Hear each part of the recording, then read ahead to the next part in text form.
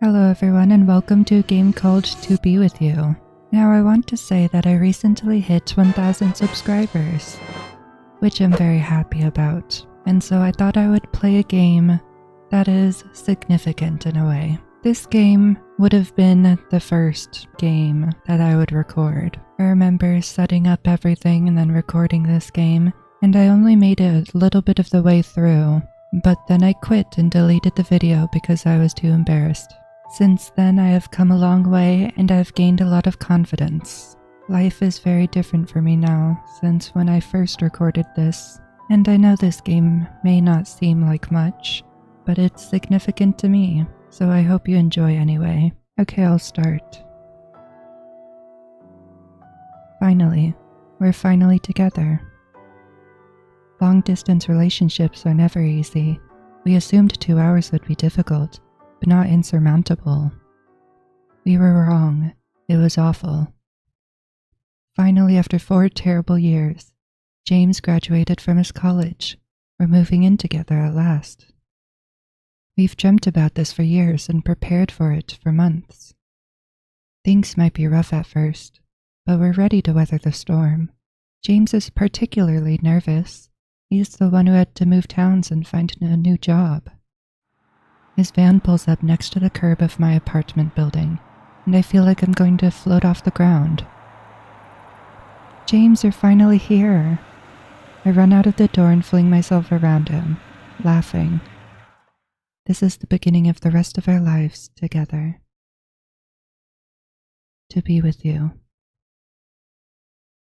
But the first day isn't as happy as I hoped it would be. We were unpacking his stuff all day, trying to find space for him in my tiny one-bedroom apartment.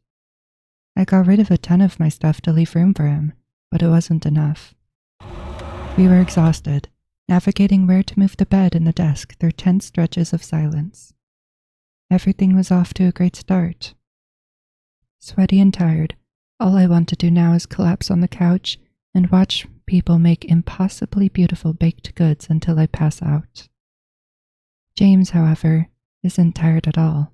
To the contrary, he's pacing in front of me and the TV, hands behind his back. Is something wrong? He avoids my eyes but stops moving. Yeah, so, I have something to tell you. I motion him to come sit next to me. Of course, you can always tell me anything. He sits down, swallowing hard. He stops. I smile encouragingly, reaching out to pat his hand.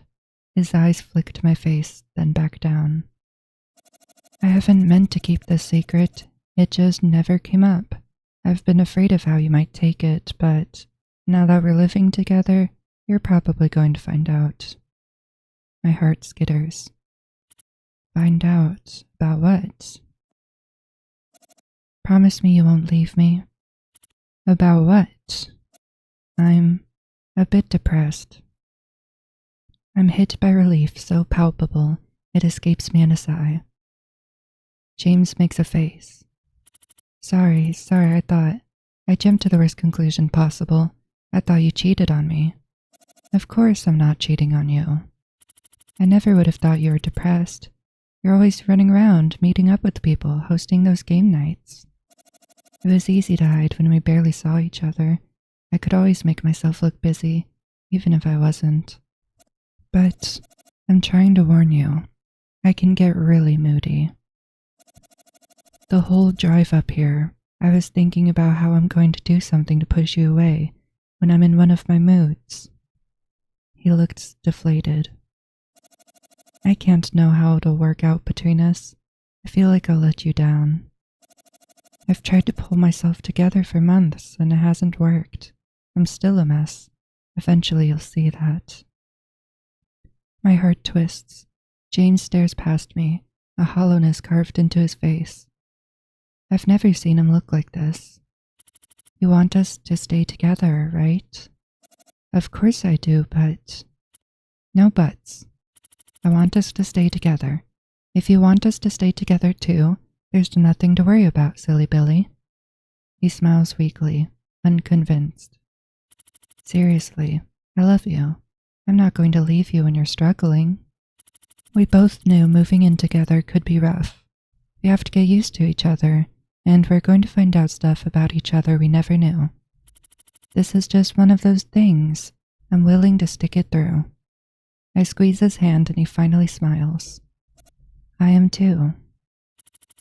Have you been to see a therapist about this at all? I was seeing the college counselor. Now that I'm out here, though, it's not affordable. I bite my lip. James hasn't even started his job. The plan was I would quit my job so I could concentrate on school. There's a particularly valuable internship I'm hoping to qualify for, and my grades aren't up to snuff as it is.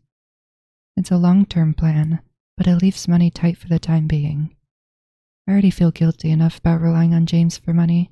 I told him I would handle all of the household chores in exchange, but, as if reading my thoughts, James starts rubbing my back. I don't want you to stay at your job. I'm fine. My counselor gave me tools for dealing with this. I wasn't trying to make a big deal out of it. It's just something that's probably going to affect you. Maybe. No, it's important to qualify this year. I'm not in any danger. I can wait it out. I force a smile. If you say so. It'll only be a few more months. When things settle down, your therapy will be our first priority. Deal? Deal.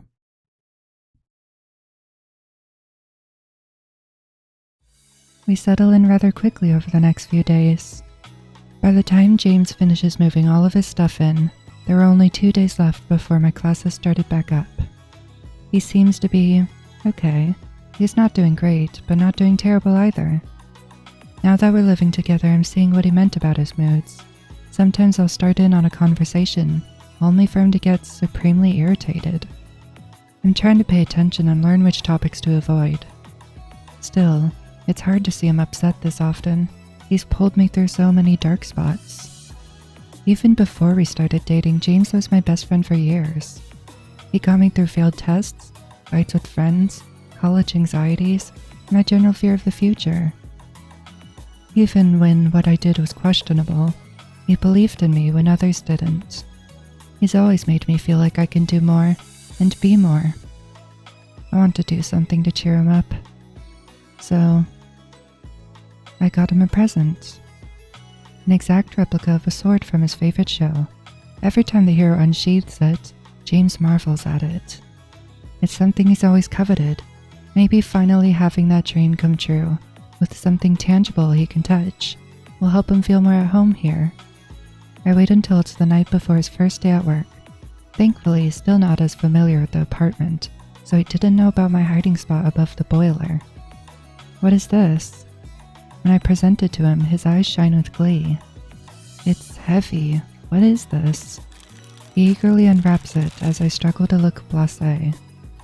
The lid comes off, and he lifts the blade out of its velvet tomb.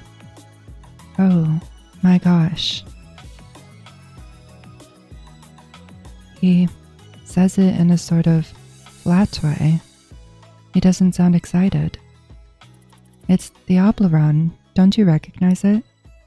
It's the real deal, an exact replica. So it is.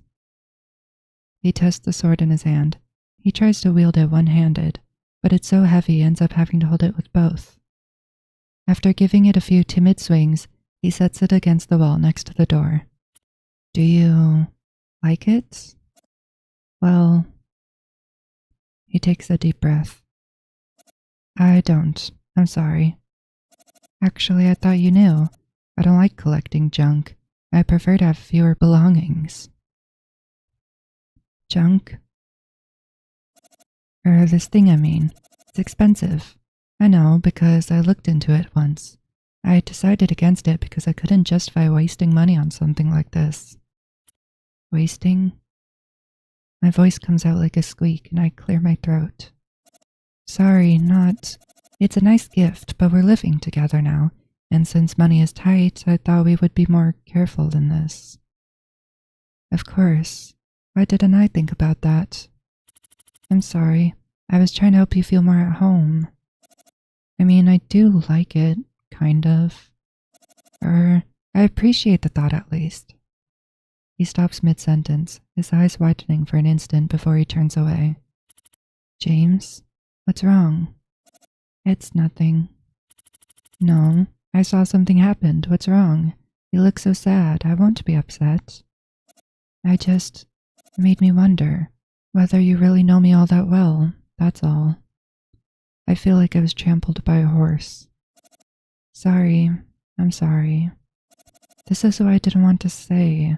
I know you care, my brain, We haven't been living together long. I've talked about this before, but maybe you didn't connect the dots. I'm so sorry, but I do love you and I do listen. I have to pause, because my throat is tightening up and I don't want to make everything worse by crying. I got all caught up in wanting you to be happy. I thought you loved the show so much you would love this. But you're right. I should have thought about it more. I'm sorry. I wanted to cheer you up. It's okay. He says it, but he still looks so sad.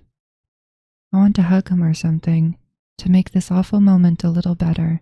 Instead, James drifts towards our bedroom door. Sorry, I'd like to be alone for a bit.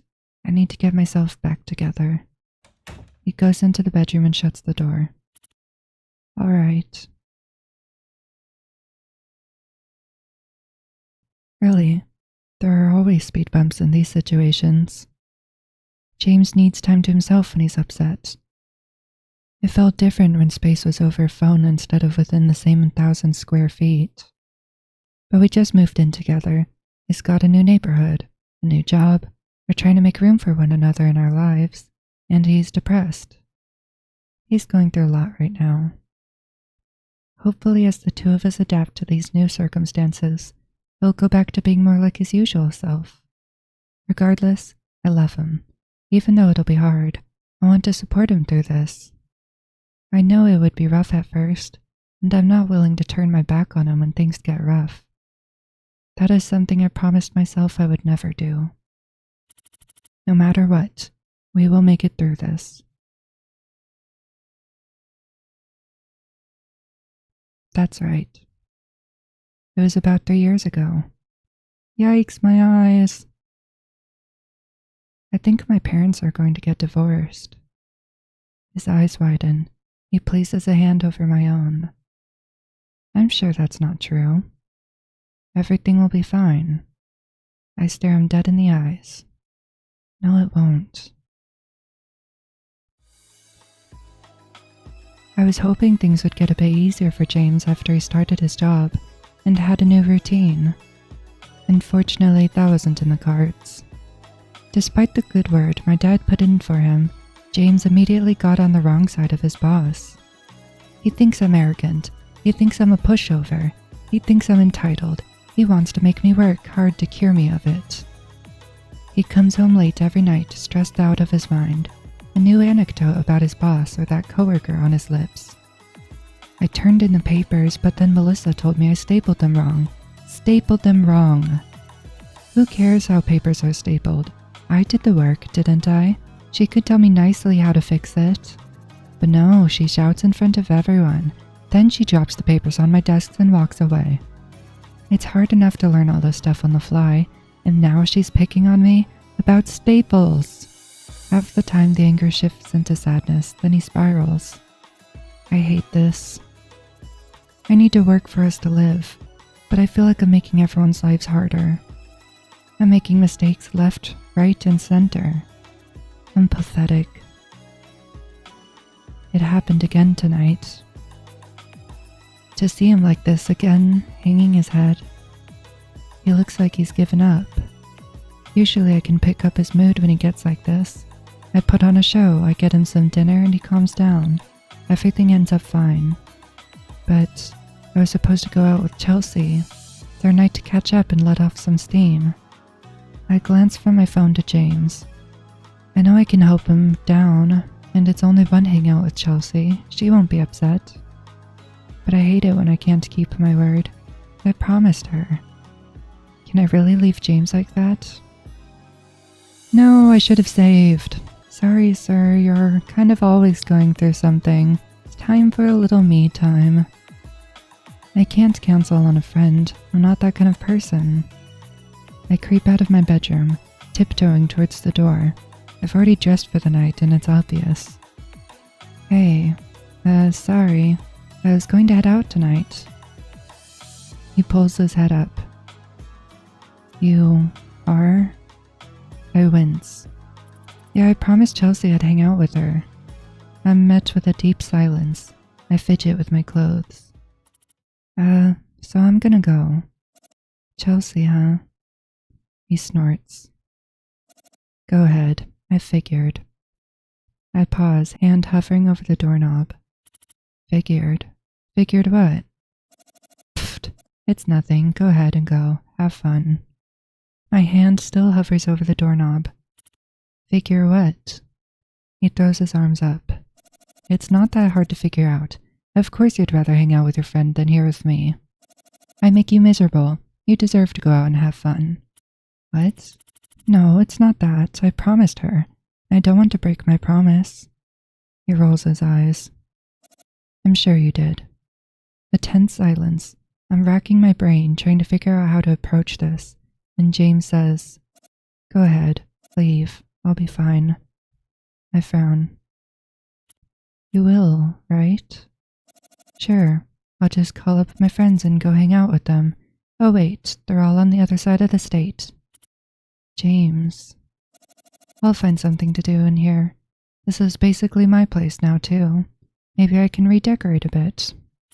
James, stop it. What? You're being unfair. He snorts again and mutters something under his breath. It sounds like I'm the one being unfair. We stare at each other. I glance at my watch. Then I sit down with him. James, what's wrong? I don't want to fight with you. What's wrong is that you're... He stops, struggling for words. Then his shoulders slump. I'm sorry. I'm being a jerk. I knew it would happen. It's hard being up here. I don't know anybody. I have nobody to talk to except for you. Seeing you go out and have fun with your friends is kind of hard right now. Well, why don't you come with us? I'm not sure Chelsea would like that, but it would be better than this. He avoids my eyes. I don't want to. And why not? He pauses. I know you're not going to believe this, but I don't think Chelsea likes me. You don't? Of course not. Have you seen how she looks at me? She's always judging me. Always. We never got along before. I always got the impression she was waiting for us to break up. Now that we're living together, I bet it'll only get worse. That's silly. Why would she be wanting us to break up? She's known about us since I had a crush on you in high school. She's excited we're living together now. You don't know her well enough yet. I knew you weren't going to believe me.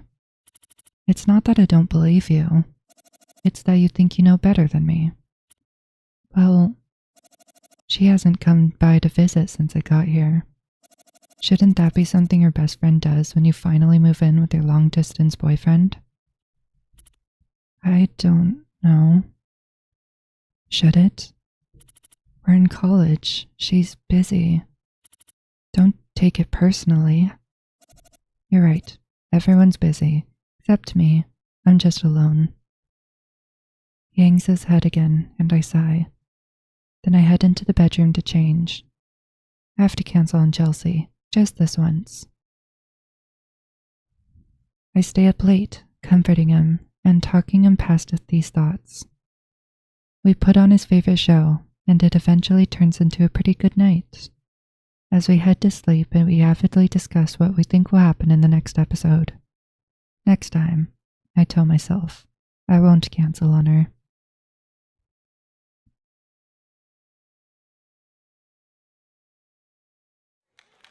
Wow. He's so bright on stage, he's almost burning. I've never seen someone so talented. I've got to work harder at my own dreams. I need to catch up.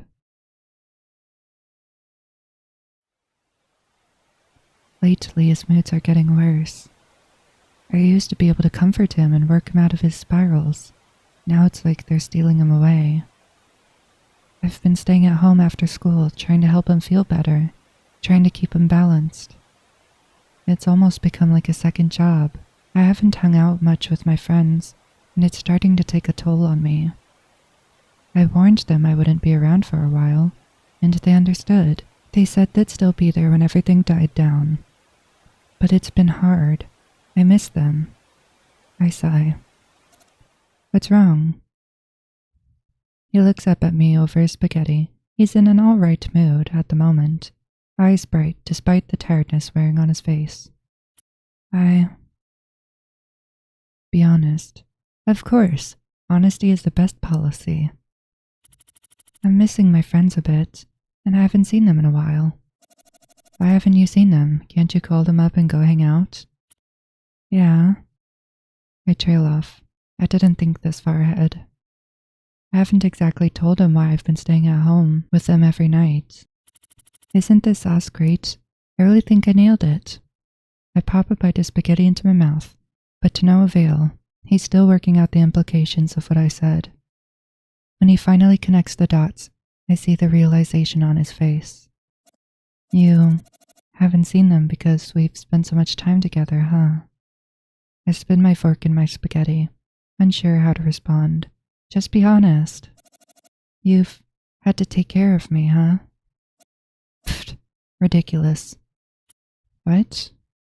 I mean, you're always having to clean up after me and help me feel better. Of course you miss them.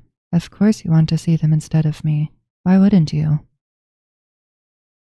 Not again. That's not true. I love being around you, and I will help you with whatever I possibly can. I love you.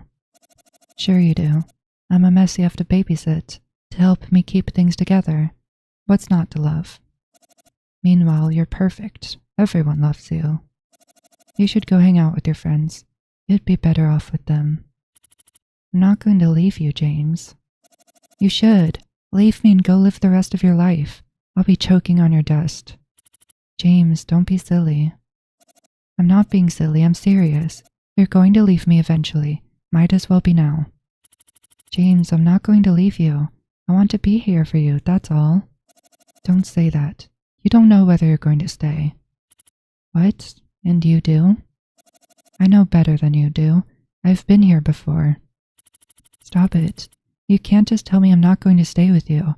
I'm the one who has to make that decision. You'll stay until it gets too rough on you. It's already happening. You wouldn't be the first.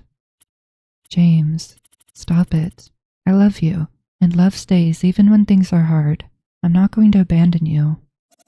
So things are hard for you, huh? Oh my gosh. Maybe it's the tone of my voice, but James doesn't respond. I bite my lip. James, maybe we should consider therapy again. I know it's expensive, but we can afford... He stands abruptly, sending utensils skittering across the tabletop. I knew it. You want to fix me. I'm too much for you to handle. No, I'm just suggesting. Sure you are. He sweeps out of the kitchen, slamming the bedroom door behind him. I put my face in my hands, breathing deeply. We had tense nights before, but this is the worst by far. I shouldn't have brought therapy up. Not in this moment. Why on earth would I think that was a good idea? But he always comes home in such a bad mood, and he's always in a rush in the morning. When else was I supposed to suggest it? I don't know, but not then. Not in the middle of an argument. I take another deep breath. Then, without thinking, I leave. It's freezing out here. I didn't bring my coat. I won't be able to stay here long. But I needed to get away. Now that we're sharing the apartment, I have to leave it to get my space. I breathe out into the evening air, watching the resulting mist drift away from my face. I hate winter.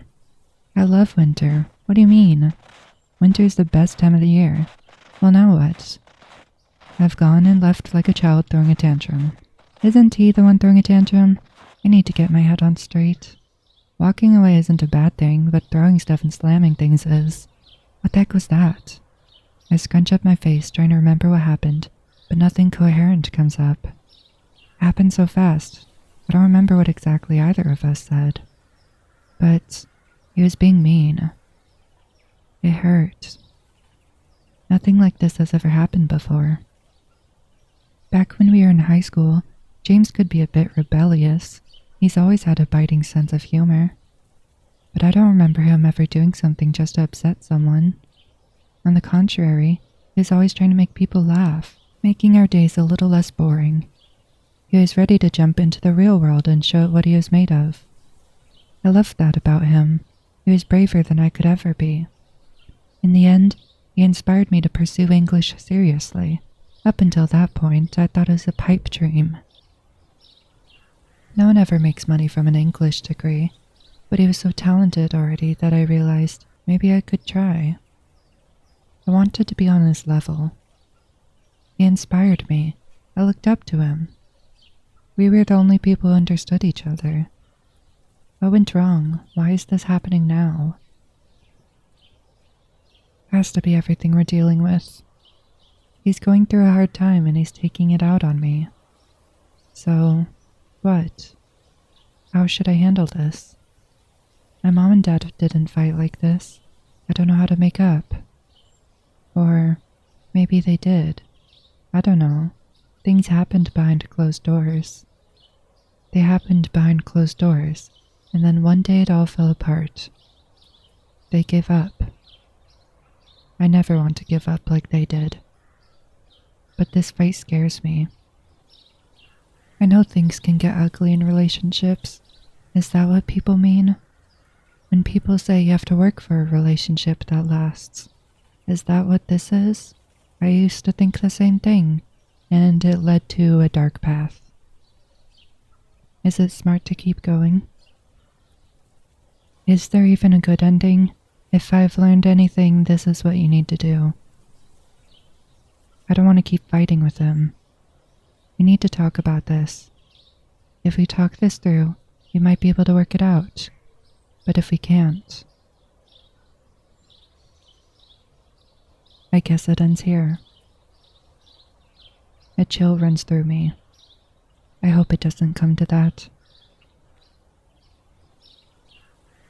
Stand your ground. You got this. By the time I make it home, my heart is in my throat.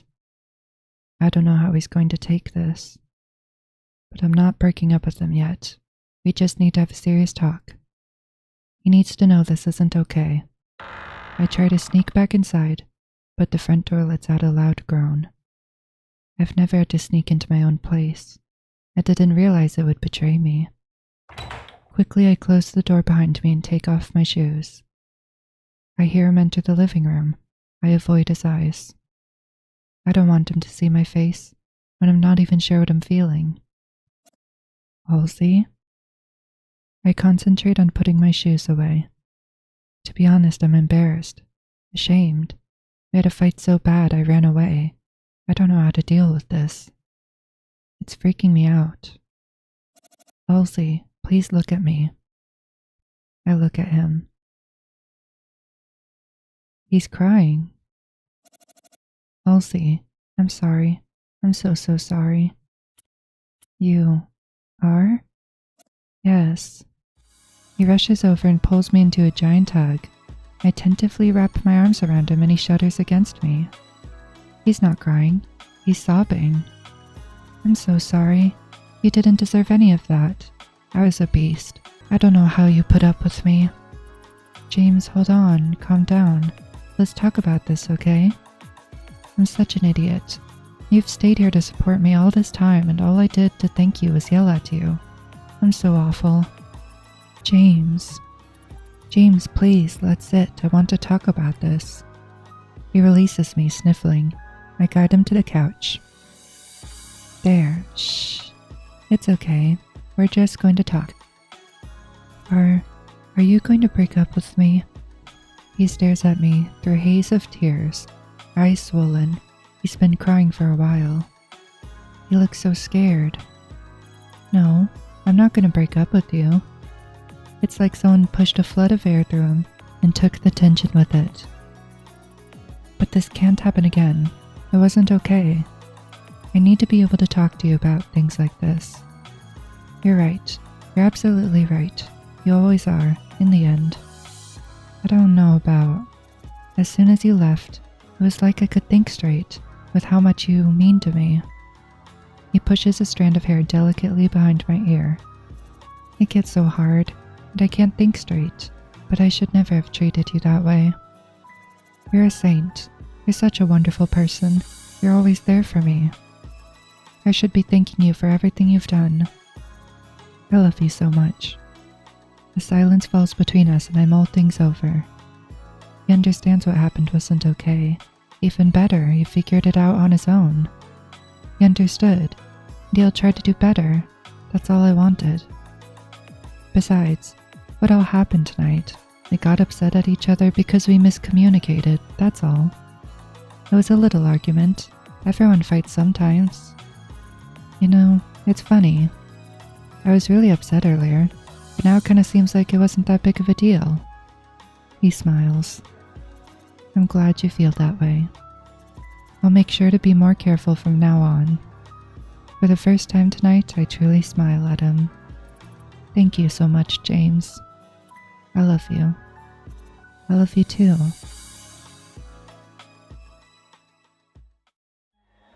$35 in. Oh my gosh. You've won. James picks out the bear I wanted. For you, my queen. I hug it tight to my chest, absolutely giddy. Thank you so much. I've always wanted someone to do something like this for me. You're worth it.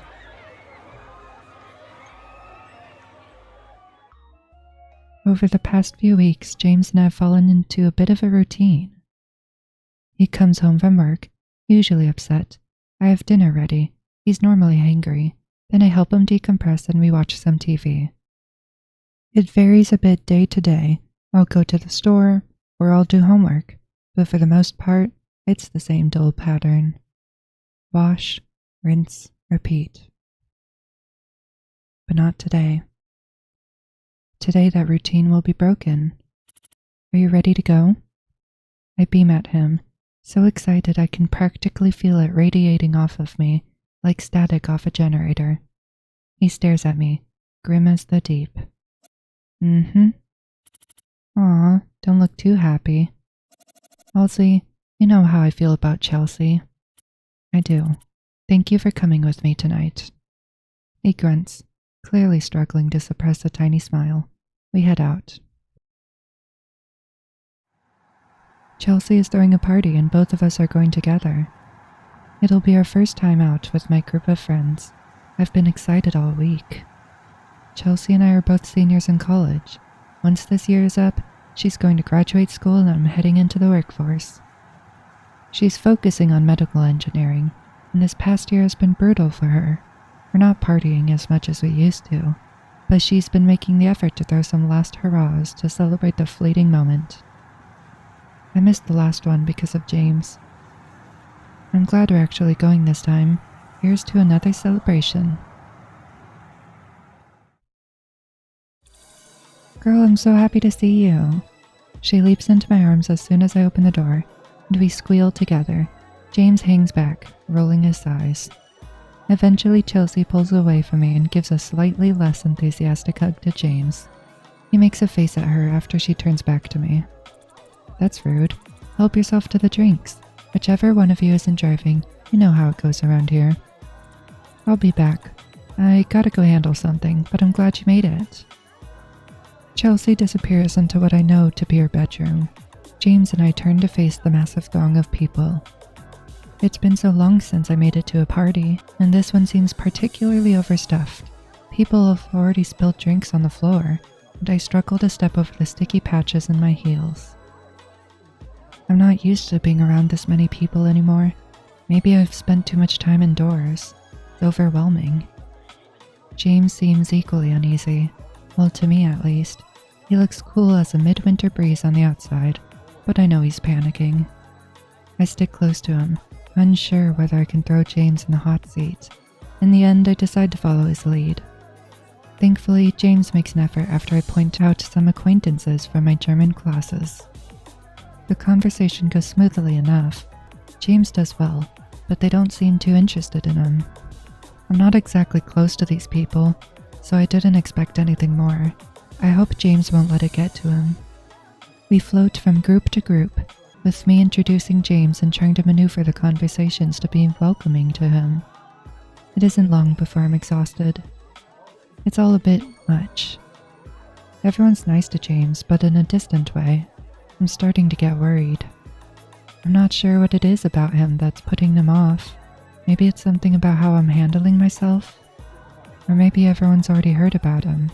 Maybe they don't truly like that I'm with him. Maybe it wasn't all in his head. I didn't realize it, but I was hoping James would hit it off with someone and make a friend. Instead, it's almost like he's repelling people away. Or is he? Everyone already knows each other here. Am I overthinking this? Maybe I'm drunk. Maybe I shouldn't be drinking this much. It's hard to get a grasp on the situation. I can't tell whether I'm thinking clearly. The music is loud. The lights are dim. It's been a while since I came to something like this. There you are. Thankfully, in that moment, Chelsea finds me. How have you been? I drag her gratefully over to the couch, happy to finally see a face I trust. What did you say? How have you been? I haven't seen you since you moved in with James. What have you guys been doing? Or maybe don't tell me everything you've been doing. Chelsea, oh my gosh, shut up.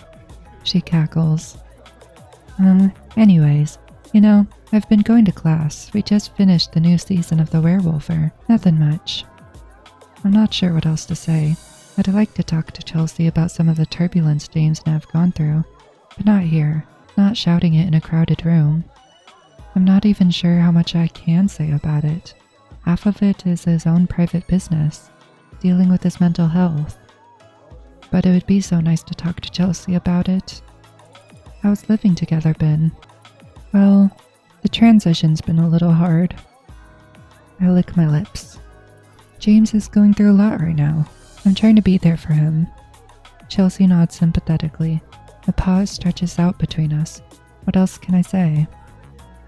I don't want her to worry. I don't want her to think we've been really struggling. It'd be nice to talk to her, but it's nothing we can't handle ourselves. But it's been nice to finally have him where I can actually touch him. We can cuddle now. Haha, yeah, you were looking forward to that so much. Yeah. I take a sip of my cranberry vodka. Is this a weird conversation? Is Chelsea being weird? Or is it me? Am I overthinking things? Am I drunk? Wait, focus on someone other than yourself, Elsie. How have you been? Oh girl. Wait, what happened the last time we talked? I told you about that guy in my French class, right? The one who brought the GoPro in? I don't think you did. Well, get ready for this. She stops abruptly, looking up. I follow her eyes. Hey, James. Hey, Chelsea. Things going well for you? Yeah, they're great. I get the impression Chelsea wants the conversation to end there, but instead a smiling James sits down next to us. Hey, so I'd like to get to know you better. I know we didn't see eye to eye in high school, but you're Elsie's best friend. It's important to me we get along. I beam. He's really trying for me. It means a lot. Sure. Chelsea's uneasy at first, but the conversation flows to a book the university highly suggested we read for the year. It was absolute trash. They seem to be hitting it off relatively well, and I'm not about to get in the way of them finally bonding.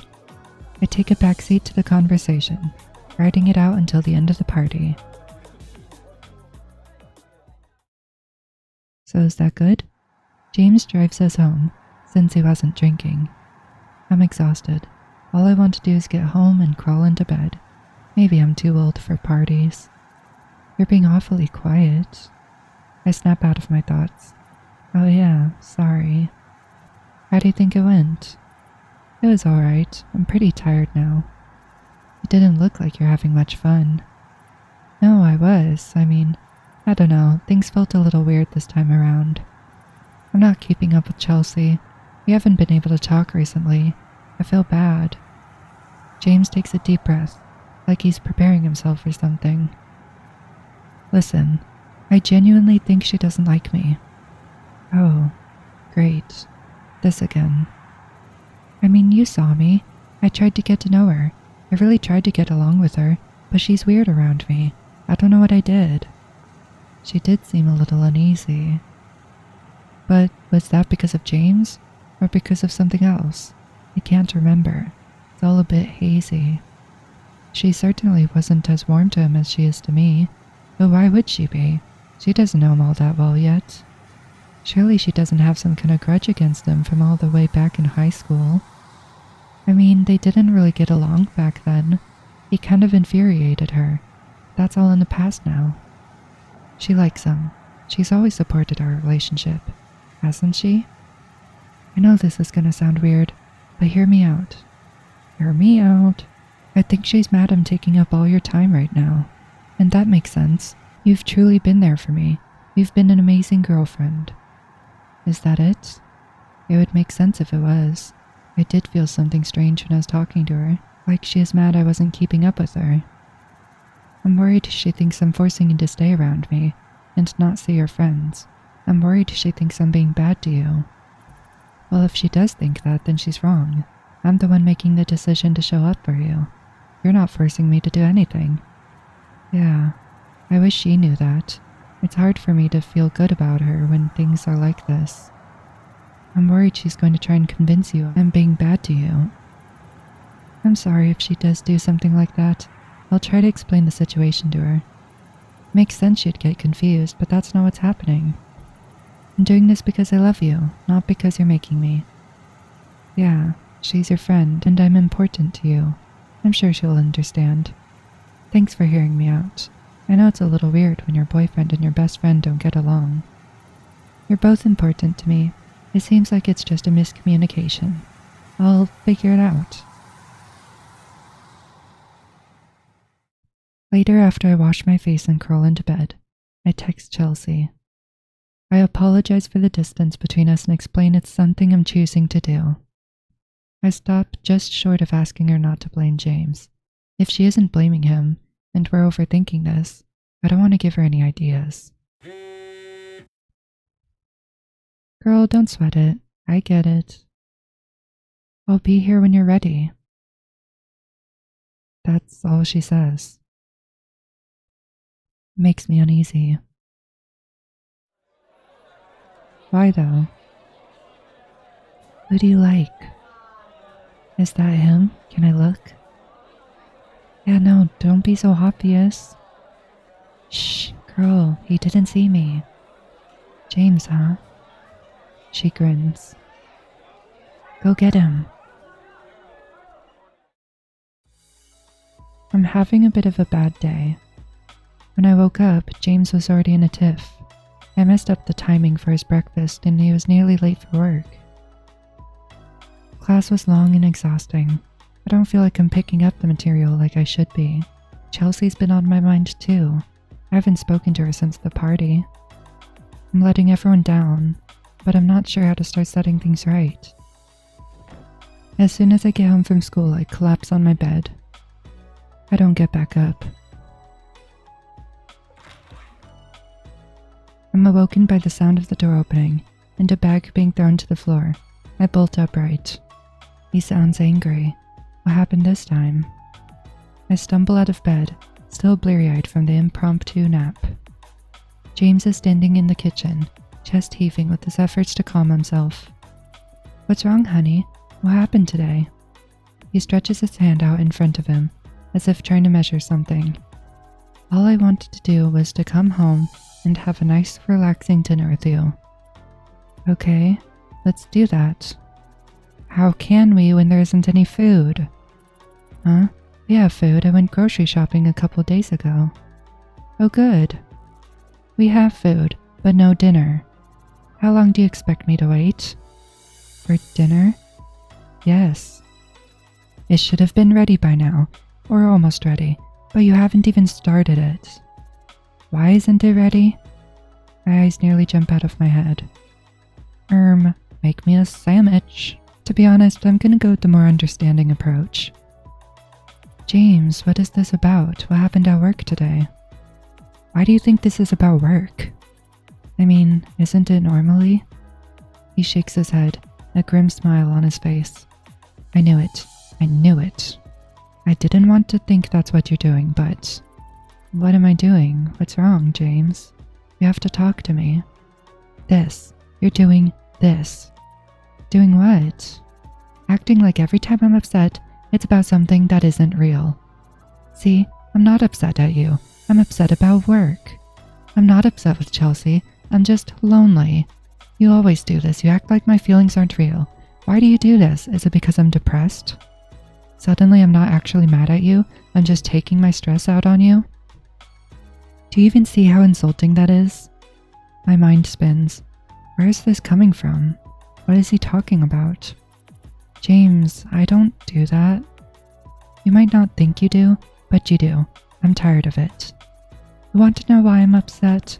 I'm upset because I moved up here, left all my friends behind, and am working a job I despise to put you through college, so you don't have to stress. I'm making all these sacrifices for you, tons of them. And I come home to this, a messy apartment, no food, nothing. Wasn't the deal that I was going to work and you were going to take care of the house? If that's the deal, why is this what's happening? You're using me. James, I'm not using you. I had a bad day. I fell asleep. I didn't mean to. Sure, you didn't mean to. Why is it when I do something wrong, it's my fault, but when you do something wrong, I hear nothing but excuses? An apology would be nice. Just once in a while. I don't even know what I'm supposed to be apologizing for. You aren't listening to me, Elsie. I don't even know why I'm talking to you right now. His words are like embers on my skin. I don't feel like I understand what's happening anymore. Why is he mad at me? How did we get to this? So is it the dinner you're upset about? Or... Seriously, Elsie? Are you being serious right now? You don't even listen to me when I talk to you. You don't care about me at all. I'm just a chore you have to deal with when I come home every day. I'm so sorry for trying to make a better life for us, since I'm apparently the only one who apologizes around here. I don't know what to do. Should I confront him? I genuinely don't know how to handle this, to be honest. For me, I like to face things in a calm manner. But you know what? I don't want to face it calmly. This is ridiculous. Ridiculous? Huh. I don't even know why I'm talking to you. Well, you're being ridiculous. You're acting like I'm your enemy or something. He recoils as if I struck him. I'm doing what? We're supposed to be on the same side. We're a team. Why are you doing this? Halsey, when did I say anything that even remotely implied we're not on the same side? You said I don't care about you. You said I just tolerate you, basically. He also said that you use him. He stares at me in disbelief. I would never say something like that. His tone is so abrupt, so serious. I'm suddenly unsure whether he did. No, you did. I thought you did. I didn't. I swear I didn't. But you might have felt like I said something like that, but I would never let something like that pass from my lips. I don't appreciate you putting words in my mouth. But I remember. Do you? What exactly did I say? I closed my eyes, struggling to stop the words from spinning together. What did he say? He said something like that. I swear he did. Why can't I remember? It literally just happened. It was in response to when I said, I don't remember, but... Well, I do. But what? Now you're going to try and punish me for something I never said? Something you only think I did? Oh, I don't have a choice. I close my eyes. The room won't stop spinning. The words won't stop. I feel like I'm going to throw up. I just want this conversation to end so I can get my head on straight. It doesn't matter. None of this matters. This isn't the time. We've both had a bad day, and we're only making things worse. I'm sorry. I do care about you. I'll start dinner, okay? Go relax. He rolls his eyes, but a tiny smile appears on his face. He heads into the bedroom. I head into the kitchen. That brings so much anger. I can't believe they would do something like that. That's seriously messed up. I've been so ashamed. I've never told anybody this. Thank you for believing me. Of course, but can I punch them? Thankfully, over time, things get better for James at work. In fact, they're so much better, he's even in the running for a raise. Incredible, considering he's basically just started. I asked him what was up with the sudden change, but he shrugged. He thinks maybe he had a conversation with his boss about robotics or something that transformed their relationship. I'm not so sure. I think it's more likely he wasn't used to his boss's communication style, but was doing a great job the whole time. That's James for you. He's good at everything. Unfortunately, things aren't much better between us. After our last blowout fight, things feel really tense. I don't have a great idea of where he's at or how he feels about us. I've tried to show him I love him. I keep the house spotless. I have dinner ready when he comes home, sometimes at the expense of sleep or some of my study time. That last fight was horrible, and I want to prove I do listen.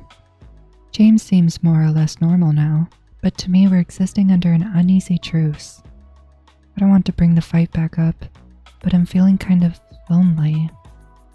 I feel almost like I have to deal with everything on my own, like maybe he doesn't love me anymore, like I need to work harder to keep him.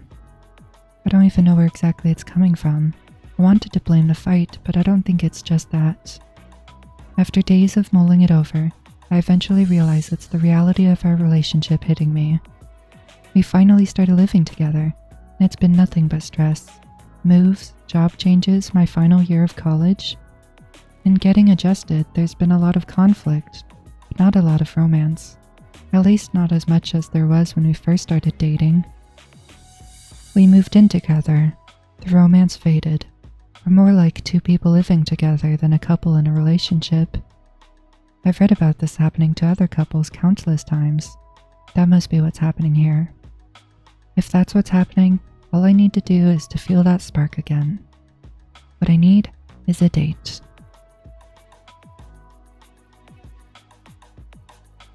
It's never been easy for me to ask for help.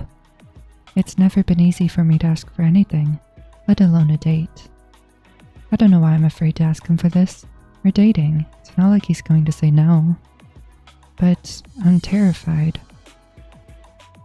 But when it comes down to it, I'm more afraid our relationship will fall apart. I don't want things to keep going like this. So, for the sake of a future relationship, I can do this. I approach him with this in mind, anxiety humming in my chest. James? Yeah? What? I was thinking, I've had a bit of a hard time lately. I feel kind of lonely. So why don't we go on a date together? I think that would fix it, and I would feel a lot better about things between us. What do you think? What do you mean, things between us? Well, there's so much going on, I feel like we haven't made time for each other. We haven't really prioritized each other. He sets down the book he is reading as quick as a cat's pounce. You think I'm not prioritizing you?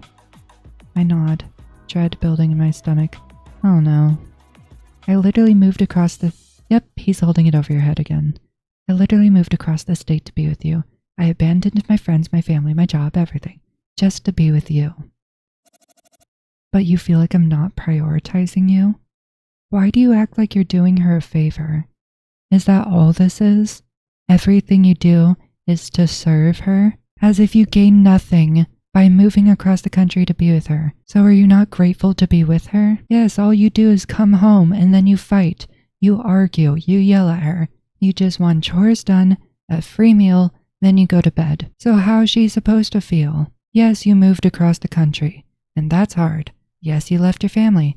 Yes, you left your friends. But that was also your own personal choice, and you cannot hold that over someone's head to make them feel bad for even asking to hang out with you. Why is it wrong for your girlfriend to ask to hang out with you? Aren't you always telling her that she should hang back with you? Oh, don't go with your friends, I need you. But whenever she needs something, and that thing is you, and all of a sudden there's a problem. No matter what she wants, it's a problem. Having wants is a problem. Having needs is a problem. Talking is a problem. Doing anything is a problem. All you care about is yourself. The real reason you moved across the country is so you could have her. You act like you're doing her a service, but you're the one who stands to gain from it too. Stop acting like you're this selfless little saint. Of course. I didn't think about that. Of course he prioritizes me. Of course he loves me. I was getting in my head again. What else do you want me to do? She literally said, take her out on a date. Do something romantic. Show a little kindness for once. What else do I have to do to prove myself to you? I'm sorry. He was going to interrupt me, face reddening, mouth wide open, but holds back. He grows thoughtful, thread draining from his face. Then he fixes his eyes on me. I got caught up, I think, in everything going on. I wanted some reassurance. But you're right, I'm sorry. You're right. Listen, Halsey. He reaches for my hands, holds them both in his, stroking them gently with his thumbs. I've been thinking lately. Think I've noticed a pattern with us. A pattern? Yeah. You keep feeling like I'm not enough for you. I'm not doing enough or being enough, one way or another. Yeah, 'cause you aren't. I do? Yeah. And of course, this isn't a problem in you, this is a problem in her for feeling like you're not doing enough because you literally aren't. But no, it's her fault, because she feels that way, instead of you being the one causing that problem. He nods slowly. Oh no, really? I make you feel like you're not enough for me? Oh my gosh, James, I'm so sorry. At first, I didn't want to even think about it, but stuff like this keeps happening. You're mad at me for getting even a little bit upset with you, or for not getting along with Chelsea. That's ironic. How about when she's just sleeping and then you start freaking out? I wasn't mad at you for upset with me then. I stop. I was upset at him for those things. It's true. But you didn't lash out at him. That's the difference. You talked it out like a grown adult. Was I being too demanding this whole time? I feel like I can't measure up to you the way I am. Like you expect me to be something I'm not. Then you criticize me when I don't measure up. It seems like maybe, and please hear me out, I'm not trying to hurt you. Okay? You know how your parents got divorced? I nod, defenses rising. I know, but hear me out. I think you're creating a lot of these problems for us. I'm not saying there's not stuff happening between us, but I think you seize on these things and make them way bigger than they need to be. Maybe you're acting out now that we're living together and we're being more intimate. I mean, you remember what you told me when your parents first got divorced? You don't know what a loving relationship looks like. I think you're getting in your head about a lot of this stuff, feeling insecure. You're trying to fix things before they even break. End result being, you're picking on me for a lot of stuff that isn't necessary to pick on me for. I try to take this in, head swimming. My parents didn't have a happy marriage, even before they divorced. But they didn't lash out at each other. But they didn't love and support one another either. At least not in the way I think a healthy couple does. I guess I'm not sure. I don't know what a healthy couple does, just like James said. I do tend to feel uncomfortable around Chelsea's parents. They love each other a lot and express it almost constantly. It's uncomfortable for me. We did start having these problems after we moved in together. That's what I'm saying. I haven't changed, except that I'm horrifically stressed out. But you? It's not like you to be like this, Elsie. I close my eyes. Not like me. Why does that hurt so much? 'Cause it's not true. It's true, I'm stressed, and my emotions are all over the place lately. I felt like a can of compressed air, too much pressure. But I've tried hard not to let it affect James. But maybe trying didn't do anything. I'm always drained, always negative. That negativity leaks out onto the person closest to me. This isn't the first conversation that's gone sour because something in my tone of voice or choice of words upset him. He was never sensitive about stuff like that before. Could he be right? No, he isn't. I never had any issues with my other relationships. Then again, I haven't truly dated before him. Only silly teenage flings lasting a month or two. They were barely relationships. If you're the problem, then why does everybody avoid him? If you're the problem, then why does he have problems with his boss, with his coworkers? Why does he have problems with everybody that he knows, including you? If you're the problem, then why do you have happy relationships with all your friends and everyone else except him, and he has negative relationships with everybody? Maybe it is the intimacy provoking this. No, that's not it. My parents had a difficult marriage, but they cared about each other, didn't they? Actually, it's hard to say. My mom told me that the problem started happening 8 years before they divorced. I wasn't paying attention. Even then, they acted pretty much the same before and after the divorce. They never changed their behavior, at least as far back as I can remember. So which was them loving each other, and which was them lying to us? If I can't even tell, maybe I truly don't know what a healthy love looks like. No. These problems didn't start until we moved in together. Maybe we're incompatible. Maybe that's true, to be honest. That's a possibility, but you have to face it. But it seems so odd. What changed? I've known him for 8 years. We've always gotten along. The only thing that changed is that we're living together now and we're in love. It's all pointing back to the intimacy. I've always had problems distancing myself from friends. I've always detached myself even when I didn't want to. Chelsea pops into my head and I wince. It wouldn't surprise me if that old pattern showed up here too. No. Do I feel like I'm insecure? Do I really have problems with James? Or am I projecting? I don't know what I feel anymore. The only thing I'm sure of is that I'm afraid. I'm afraid to lose him. I don't want to turn out like my parents.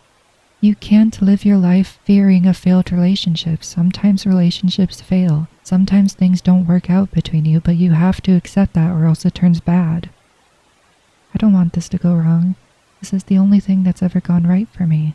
But that's not true. You're in college. You're graduating. You're doing your dream. You have good friends. You have parents who love you. He's the only person that truly cares about me. It's not true. I can't mess this up. I don't have a choice. I can't mess this up. Something touches my hand and I jump. James is staring deep into my eyes, concern etched across his face. Are you okay? You've been frowning this whole time. You need some time to think this over, right? I nod. I figured. I know from old counseling sessions, it can be hard to accept something like this. Hard to wrap your head around. You feel like you know yourself so well, but then something like this throws you for a loop. It's okay. Take your time. I'll be here to talk with you about it later.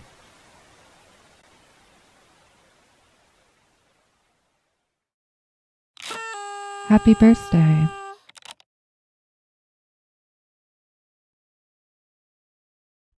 You. Yep, I made that. From scratch. You made this? I did. It's from your favorite movie, and your favorite scene. I've never gotten anything this thoughtful in my life. Thank you so much. In the end, James does take me on a date. Kind of. The bank is putting me on some kind of anniversary party for the entire region. Everybody who has any kind of power over the bank will be there, and James is determined to impress. Wait, so he brings you so he can gain something. He's really gunning for that raise. He wants me to come with him to the party. Bosses are always more likely to give you a raise when they know you have a family to take care of. James isn't willing to take any risks with our first impressions, so we go out to shop for crisp, professional looks for the evening. I can't wait to finally introduce you to everyone. I'm ready to show you off. He beams at me, and I find myself beaming back. Truly seems like it'll be a good night. James picks a beautiful red dress for me, tantalizing, but professional. He even buys me a gorgeous gold necklace, tying it behind my neck himself. It isn't that expensive, but I thank him profusely anyways. He shrugs it off. I'll be making more than enough for both of us before long. The night of the party, I don the dress. Looking at myself in the mirror, I'm kind of surprised. I look so fancy. Tentatively, I smile at myself. Something about my reflection is unsettling. Something about my face, my eyes. They look hollow. I need more sleep. Ready to go? I smile. The room rented by the bank is ritzy and glitzy. White marble floor and glass walls, lights above us twinkling like stars. My confidence falters just walking into the flood of glamorously dressed strangers. James immediately sets to work, schmoozing colleagues from all over the state. He takes me around the room, one hand on my waist, bolstering me as if he can sense my unease. Thankfully, alcohol is plentiful and flowing. I grab a glass of punch, wine, whatever it is, and down it. My nerves ease slightly, and none too soon. James is called off by his boss to meet someone important. He smiles and kisses my head before he leaves. I look up at the man he left me in conversation with. What was his name? Paul? Whoever he is, he's tottering drunk, blazer slightly askew and face reddening by the minute. He smiles at me, then lifts a glass. You're quite beautiful, you know. Ah, thank you. I try to sound disinterested but not rude. I can't tell whether he's trying to flirt or just drunk. I don't want to make trouble for James. He's definitely making me uncomfortable though. I scan the room for an escape. Man catches my wandering gaze and moves in front of me to intercept it. I flush. He barks with laughter. Now it makes sense why you're together. He raises his glass again in another direction, a smug smile on his face. What? I follow his gesture. James is standing at the punch bowl next to a tall, blonde lady with a wide smile. They look like they're having a great time. I thought he was with the boss. A strange sense of panic floods my stomach, but I push it away. They're not doing anything wrong. Besides, I trust James. And besides that, she seems nice. She's a professional woman trying to make her way in the world. I should go talk to her. I'm sure she's nice. Knowing her would make me feel better. Maybe we can even be friends. I head across the floor, worried my movements are giving away my nerves.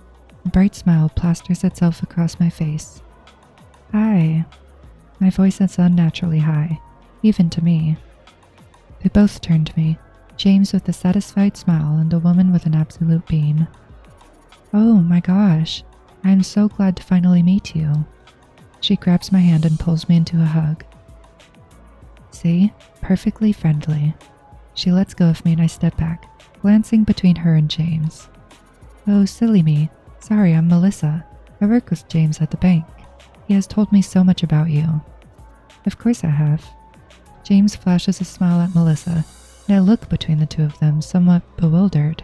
He's never mentioned Melissa to me. Before I can parse what that might mean, she's asking questions.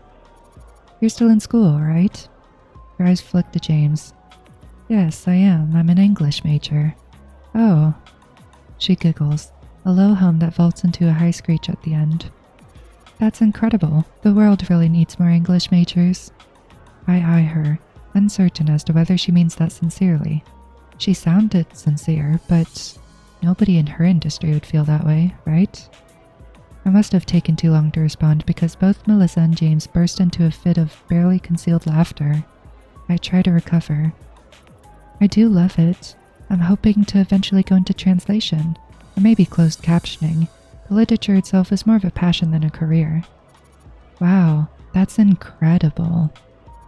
How noble of you to consider something like that. I hear it doesn't pay well, but helping people is more important. I know all about that. You do? I didn't mean to sound surprised. I couldn't follow the conversation. Melissa's eyes somehow grow even larger. Her eyes are shining. Of course I do. I love helping people. She laughs, more to James than to me. To my surprise, he nudges her and laughs as well. I don't get it. Is this an inside joke or something? My eyes flick back between the two of them uncertainly, which only seems to make them laugh harder. Of course he'd get along with her. Sure. Sorry, am I missing something here? A fresh peal of laughter. James actually doubles over, and something like shame creeps down my shoulders. Heat floods my face. I turn to Melissa. It was so nice to meet you, Melissa, but I've got to run to the ladies' room. Goodbye. I slam my glass onto the table and walk off, though in what direction, I don't know. I didn't necessarily expect James to follow me. It'd be stupid for me to do something expecting he would come for me. But when I wind up on a bench by myself, I'm still disappointed. Wait, so he left you there? I cannot with this man. I cannot with this man. As the minutes pass, the warmth I felt fades into a chill. I'm confused, and for some reason ashamed. I replay the scene in my mind, trying to figure it out to no avail. It bothers me. It all bothers me, but something about Melissa sticks out in my mind. I can't figure out what it is. Eventually, James does come to check on me, walking with a boisterous spring in his step. My heart sinks. Before he can say anything to me, I blurt out, James, I'm sorry, but I kind of want to go home. His mood plummets. What? But we just got here. It's only been an hour or two. I have to stay. What's my boss going to say if I leave early? Can't you blame it on me? He shakes his head. You'll see right through that. I'm sorry, but I really do want to go home. I've been drinking, so I can't drive myself, or else I would. It's too far for an Uber, so you've got to take me. You can just come right back, please? I don't want to be stranded here with a bunch of strangers. An odd shadow passes over his face. Right, I get it. It's this again. What again? Please take me home. Ridiculous. Excuse me? Isn't that what you called me? Ridiculous? Oh no, I really shouldn't have said anything. I'm gonna regret this, aren't I? My feelings, my concerns, everything I want and at work for? They're all ridiculous if they don't line up with exactly what you want to happen. When did I ever... The memory hits me like a heat wave. You know what? This is ridiculous. I said this is ridiculous. This is ridiculous. This situation is ridiculous. Him yelling at you is ridiculous. In a moment of frustration, I did say that. No, he's saying that you said that you called him ridiculous. You never did that. You said the situation was ridiculous. Ridiculous, huh? And that was how James responded. I guess I'm the one being ridiculous right now. I stare at the floor, willing myself to disappear into it. I can't ask James to abandon his opportunity for a raise just because I'm uncomfortable. It's only one evening. He's still having a good time at least. After all, he's doing this for us. Yeah, but when you introduced him to your friend, you actually brought them together and you were nice. When he introduces you to Melissa, it's because you're the one who caught them together, and then they start being extremely rude by leaving you out of the conversation and just laughing in your face. It's okay, we'll tough it out. I'm sorry. I smile briefly up at him, and he's not even looking at me. He's gazing into the crowd. Anxiously, I look for Melissa's silhouette, but she's not there. He's looking at someone else. He turns back to me, a peculiar expression on his face. It doesn't look like he's upset. It looks almost drained. He grabs the tip of my hand with his own. Not a caress, just a press. Then he smiles, like he's pitying me. A fresh flood of shame trickles down my neck. Never mind, just go. After he leaves, I'm the epitome of a wallflower, perched in a rather glitzy greenhouse. Why'd you tell him to leave? You always stay there for him. It's a terrarium, and to me, an ant crawling where I shouldn't be. I spend my time gazing into the sheets of glass behind me, seeing nothing in the depthless darkness of my own frightened face. A bitter laugh rises somewhere inside me, but I think if I let it out, I'll start crying. Some hours pass. I spent at least one of them watching Melissa walk around the room, ferociously beaming as she went. As I do, something around her neck catches my eye. It's a gold necklace, similar to the one I'm wearing. Then James is standing above me, fuming. Get your jacket, we're leaving. I'm confused. The party isn't over, but too grateful to argue. I grabbed my jacket and go.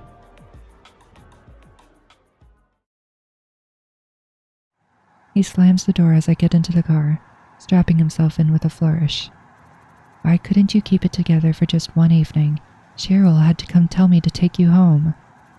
She was worried about you, said you looked sad and scared. She thought something was wrong with you, like you were sick. I'm sorry. I tell you what, maybe something is. I don't understand what he means by that.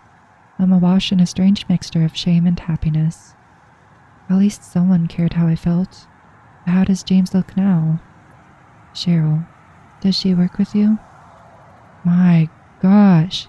First Melissa, now Cheryl too. I flush. I didn't say anything about Melissa. You didn't need to. She told me you were watching her tonight. He clucks his tongue. Really, Melissa is my friend, and I was happy you two got to meet today. I can see why you might be worried, but you don't need to be. She's just a friend, and I think she can be a mentor figure for you if you get your degree. Do you like her? I really love honesty, but I already know this is going to be used against me if I say something. Then he's going to start telling me how I'm criticizing his friends, even though he does that to me. So, you know what? I'm going to lie. A broad grin slaps itself on his face. He seems almost too happy, given the circumstances. I knew it. He reaches over to pat my hand. Don't worry, sweetie. I only have eyes for you. He says it like it's a joke, and I'm not sure what the punchline is. The truth is, Melissa creeped me out. She's too happy to actually be that happy. Her smile's as sinister as a knife. You know, this is why I don't like these kind of situations, because I understand what's happening and I'm literally giving into it when it's literally a game. Because when you tell the truth, then you're punished for it. You meet with fighting and pain, and that happens over and over and over. You get to a point where you realize, I should just stop saying the truth. And then you decide to just play nice. And when you do that, then it's like you've just given up a part of yourself. You lose hope in defending yourself because you're tired of all the fighting. You're tired of having to stand up for yourself. You're tired of the constant pain. And you just hope that maybe if you just put on a smile and say everything's fine, then the pain will stop. But it doesn't. That's how they get you. Because they want you to do that. They want you to roll over, to just smile and say everything's fine, because then they get everything they want while you just suffer in silence. That's what they want. But there was no point in telling James. He'd make fun of me for it. There's no reason for me to be worried about Melissa. I know why I'm nervous. My parents' situation made me paranoid, and now I'm looking for danger everywhere. I have had that exact same thought process. I've seen firsthand the devastation cheating can wreak. I don't want it for myself. James and I have been over this. We came to the same conclusion. It's something I need to work on in my own time. For the first time, I truly believe he's right. So he gets to put his depression and all his problems on you, but you have to work on it yourself. Makes sense. James snores beside me. He fell asleep rather quickly. I can't keep my eyes shut. I'm panicking. I feel like an animal realizing it's running into a trap. But I shouldn't feel like this. There's nothing wrong with Melissa. It's me, again. I'm blaming an innocent woman for my issues, projecting. I need to get myself under control. These feelings, panic, insecurity, confusion. They're all coming from me, because I don't have a grip on my past. I didn't realize I was so hurt. I didn't realize. No, it's not your fault. Stop blaming yourself. James and I are so distant. At that party, I felt like I was the outsider in the room with him and Melissa. When did they get to know each other? For how long has he had a friend? I want to ask him, but he'd tell me I'm worrying over nothing. Where did this distance between us come from? Why am I the only one who feels it? Why am I always the one mucking things up? Our conversations always end up pointing back to me. Because he's the one who's spinning it back to you. Isn't that weird? These can't all be my issues, right? Because every time you present an issue to him, he deflects it and points it right back at you. He has you set up in a mirror maze, so no matter where you look, it only shows you. But he's the one behind it all. I guess it's possible. Sometimes there's only one weak link in a relationship. Am I doing that much wrong? Our conversations always end like that, but I never know how they get there. We start talking. He gets upset. The conversation spirals. And then, James snores loudly, interrupting my thoughts. I glare at his sleeping form, anger rising within me. Then a rush of guilt crashes over me. Trust those inner emotions. He's so tired, he looks so peaceful. He may have left me alone at the party, but he took me home early, didn't he? Yeah, and why did he? It's just like he says. I need to pay attention to the stuff he is doing, not the stuff he isn't. Not the fear, not the panic, not Melissa. Him. I smile. I love him so much. If I still feel this way about him, there can't be anything wrong with us. If I still feel this way about him, I have to try harder.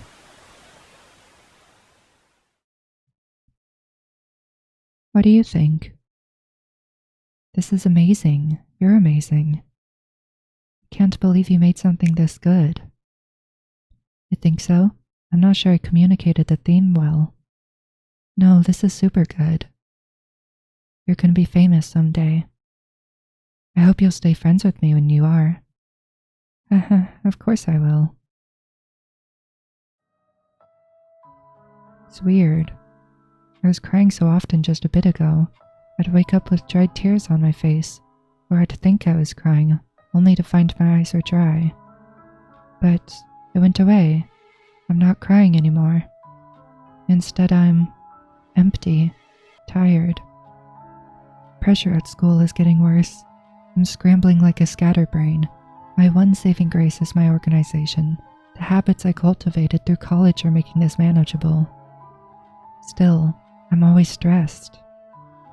The only thing that can even get me to feel anymore is James. He can still make me smile. He can still remind me to take a break. He encourages me to break the rules when I need to take a night off with him.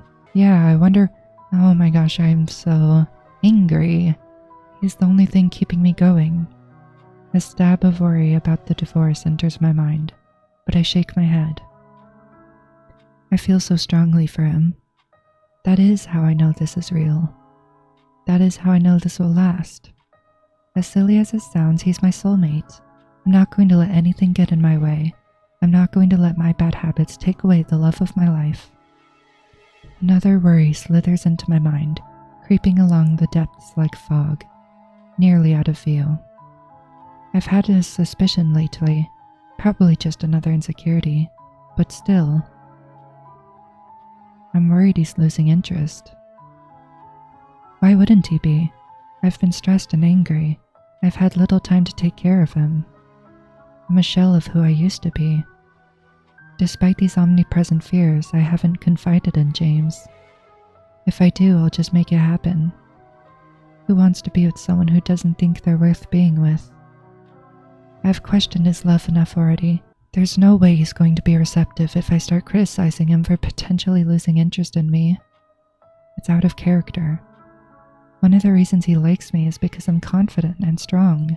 I don't want him to think, it's not like you. I don't want him to think that have been in that situation. I was so far gone at that point that it didn't even faze me, didn't register in my mind because I was in so much disbelief that it didn't even feel real. Just like the party. James didn't get the raise he was after. I know it's my fault. He hasn't blamed me for it, but I can see it in his face. And he's probably waiting for you to make one little complaint and he's gonna whip it out real quick. I should have just listened to him. I should have stayed at the party. I held him back. He keeps saying I need to deal with my issues from the divorce. I can see it weighing you down. It is.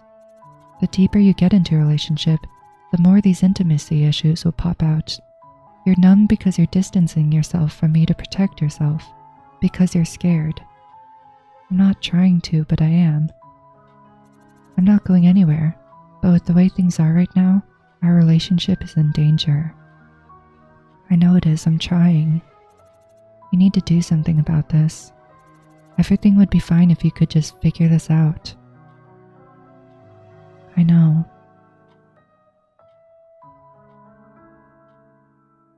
What does that mean, I can't give up now? What does that mean, figure this out? What is the right option?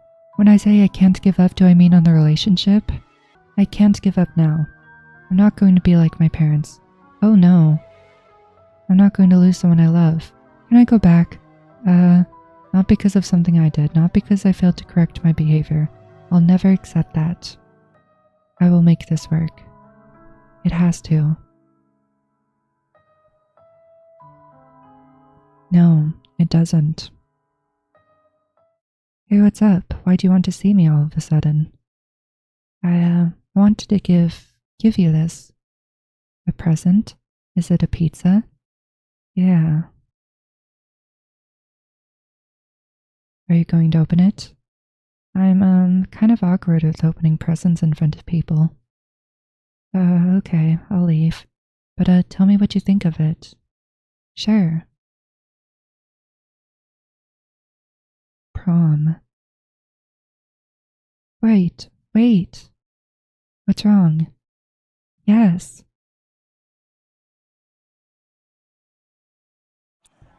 Girl, I haven't seen you in forever. Chelsea beams at me over a cup of coffee. I smile at her. I feel like this is the first time I've seen you in months. That's because it is? What have you been doing with yourself? You look so sad. I sigh, staring into my mug. Well, you know how my parents divorced a few years ago? She nods. It's causing some problems with me and James.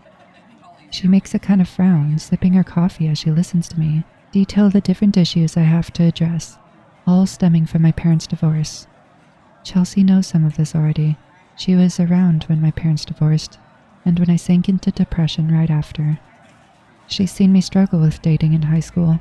She knows what I've been through. That does seem like a lot. I sip my mocha after finishing my tale, waiting for I don't know what. Chelsea is deep in thought. Then she chooses her words carefully. Girl, if you ever need help, for anything, know I'm here for you, okay? I nod. She doesn't say anything after that. I'm honestly not sure how to continue the conversation. I was hoping she'd be willing to discuss my divorce issues, but it kind of seems like she closed the book on that topic. I try to think of something else to talk about, but honestly that's the only thing I'm dealing with. It's such a massive issue. It's consumed my life. It's the only thing that's coming to mind. My phone vibrates in my pocket. I check it. Help, why aren't you home? It's him. He's in crisis. I shove my phone into my pocket and jump to my feet. Chelsea squeaks. I'm sorry, I have to go. I grab my bag and head for the car. Chelsea watches me go as if she isn't even surprised. Chelsea, come on, step it up. As soon as I step foot through the front door, I know something's wrong. He's standing in the living room. No pacing. Hands clawing up and down his face like he's trying to rip his skin off. I stare at him. What's wrong? Calm down. He shrieks. a wild sound of pain. The movement of his mouth highlights tears running down his face. Fear pricks me, crawling up my back and nestling into my neck. Something I've never felt before trickles through me, from the tip of my head and down my spine. It's cool, like mint. The world sharpens and blurs at the same time. I'm panicking. I start moving before I even know what I want to do. The walls of my apartment move slowly past, sprawling high above me like an endless void. Every sensation, every sight feels stretched. The borders between my body and the world disappear. Suddenly I'm in my bedroom. I don't know how I got there. My body is doing this on its own. I'm trapped, watching this all happen. I can't even feel. Heavy footsteps sound behind me, following me. My neck prickles again. I take a breath. I don't feel it. The sound grows closer and closer still. I scan the room for something. I don't know what.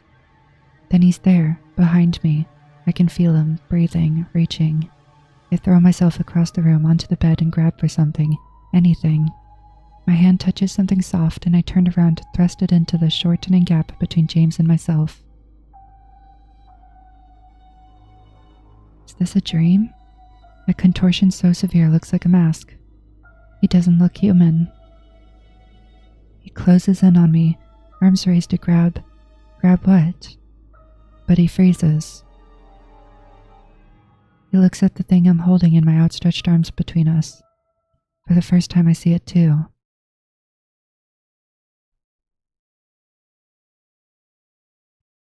It's that bear. The bear he won for me that day. He looks down at it as I look up at him. He looks at me, then he looks back at the bear. Suddenly he's calm.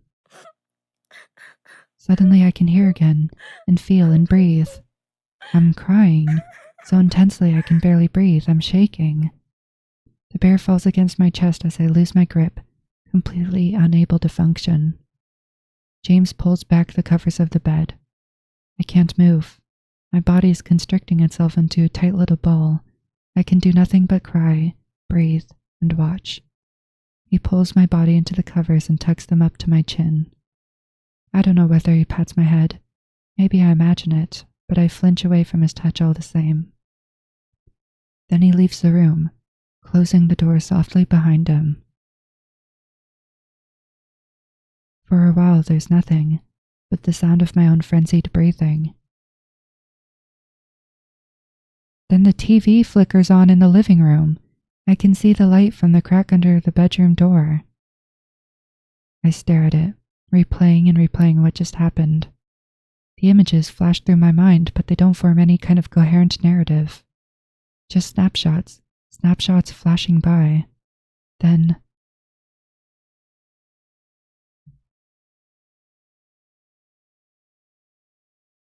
I wake up. It's morning. The buttery smell of pancakes wafts through the air, and we're back in the honeymoon phase. I'm groggy. Feels like I slept for a heck of a long time. I sit up and try to shake myself awake. Which class do I have today? Victorian literature? Before long, James enters the room, a tray of warm pancakes and cut strawberries in his hand, places it on my lap, kisses me on the cheek, then runs out the door. I glance at the clock, surprised. He risked being late to work?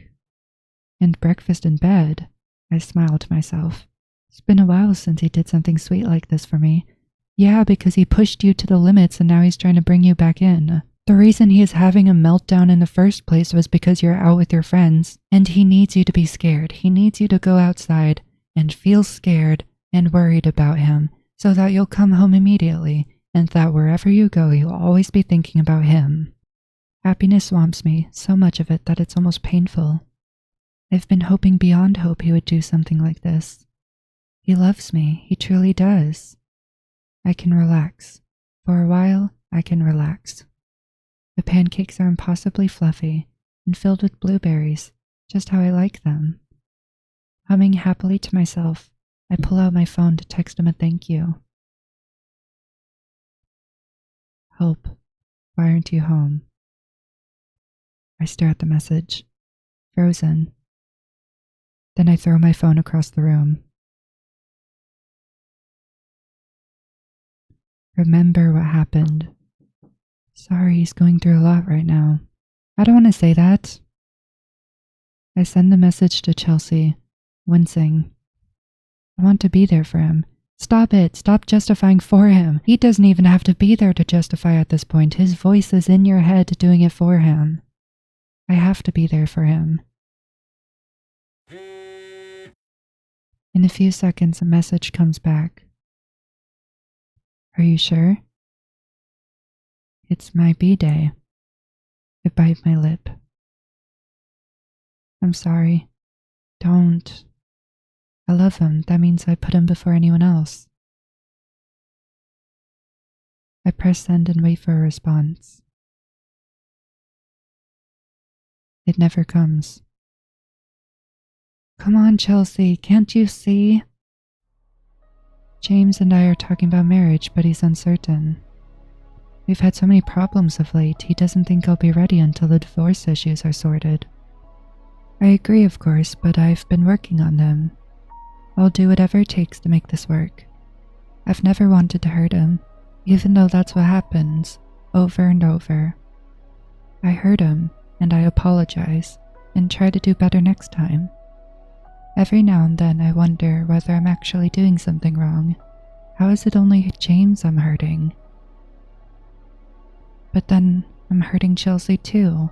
I'm letting everyone down. I'm hurting everyone. I'm a mess. Can't even recognize when what I'm doing is hurtful until James tells me. I'm uncertain about everything I do.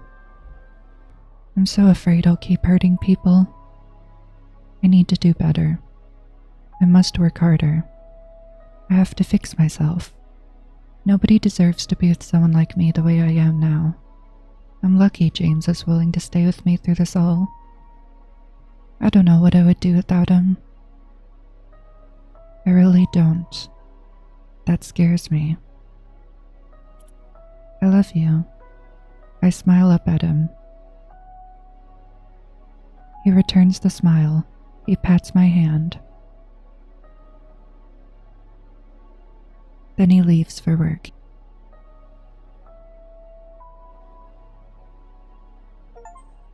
I got the bad ending. Oh my. I didn't mean to do that. No! Nope, I refuse to accept that. Okay, what is figure this out? I can do this. I do have issues, I know I do, he's telling the truth. I can get through them, I really can. I need some books, I need workbooks, I need to study. I can't afford a therapist. If we could, he needs it first. But I'm going to figure this out. I'm not going to lose this relationship just because something happened to me that's out of my control.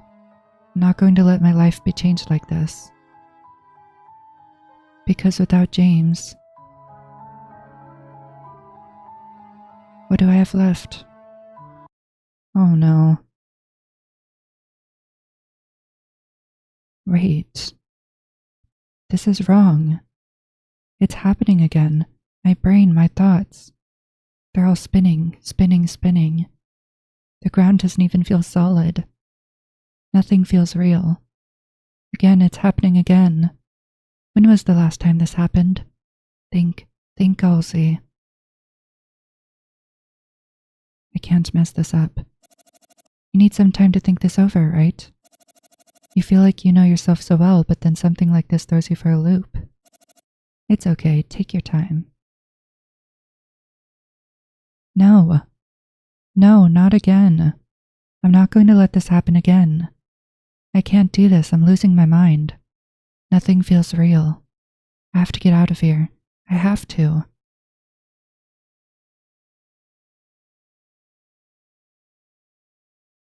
As soon as Chelsea opens the door, I burst into tears. I don't understand what's going on. I don't understand why I'm feeling this way. I don't know how things ended up like this. I don't know what I did wrong. I'm crying so hard I can't even explain to Chelsea why I showed up at her door in the middle of the night. She doesn't ask questions. She pulls me into a hug. My phone buzzes in my pocket and my heart stops. It's him again. He needs help again, doesn't he? Still sobbing, I pull away from Chelsea and take out my phone. She snatches it out of my hand and puts it in her back pocket. Chelsea, no, I need that, please. Girl, whatever it is, you can deal with it tomorrow. No, please, what if he's hurt? What if he's mad? Oh, I'll see. She pulls me back into the hug. It's okay. You're safe here with me. You need to worry about yourself. And I promise you, I promise, everything is going to make sense someday. I don't know how that's possible. It is. Believe me. But right now, what you need is time, and you need rest. But finals are next week. My eyes fill up with tears again. I can't stop them from coming. Shh. It's okay now. I've got you. I can't speak through my sobs, but I think she understands anyways.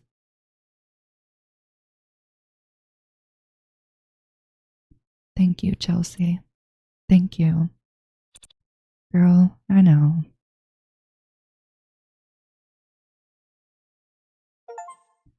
A safe ending.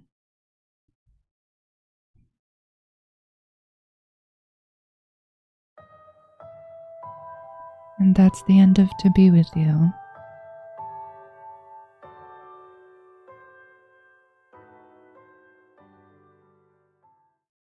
An author's note. I wrote this game semi-autobiographically, based on my own experiences of abuse. Because I've primarily experienced emotional abuse from an ex-boyfriend, I depicted a dynamic between a man and a woman. However, abuse can happen to anyone of any age, gender, or sexuality. Often dynamics of gender and sexuality are exploited for abuse. Domestic violence between gay men is often dismissed as two men needing to cool off. Trans and non-binary people experience abuse at alarmingly high rates, and their gender identities can be exploited. For that purpose, only I will ever love and accept you. Women can and do abuse men as well. Abusers can also exploit the chronically ill or disabled, and those struggling financially. They can exploit systemic racism both to hurt their partners and to prevent them from leaving. With a topic as sensitive as this, I wanted to stick to what I know. However, please understand abuse can happen to anyone, by anyone, and it is never deserved. You can find more resources in the menu now that you've completed the game. This is also a director's commentary accessible through tooltips on a second playthrough. I break down some of the tactics James used, how they impact Halsey, and other thoughts. I actually was able to notice them because I've seen that kind of stuff before, and I know some of those tactics. Again, thank you for playing. Thank you for making this game. So this is what the About says. In the resources section, you can click on multiple ones. Anyway, that will be all for To Be With You. The reason I wanted to play this game for the 1,000 subscriber special is because it was a similar situation that kind of led to my motivation to create my channel. I refused to let it destroy my life any further, and I decided to use my pain to push through and to make something good from it, because I was determined that one day I would be happy, one day I would be fine, one day I would be okay. And I'm finally there. I'm finally in that place. And I'm very grateful every second. Thank you for watching. This game is kind of leaving me a mess right now, but you know, that's fine. I love you all and goodbye.